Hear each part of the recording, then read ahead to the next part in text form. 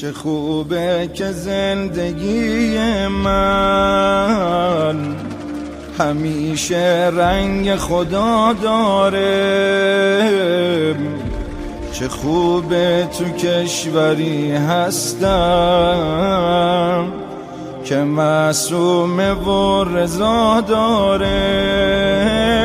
دل من توی رفت و آمده میونه همین دو گنبد.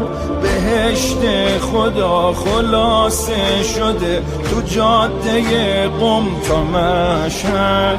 دل من توی رفت و آمده میونه همین دو گنبد.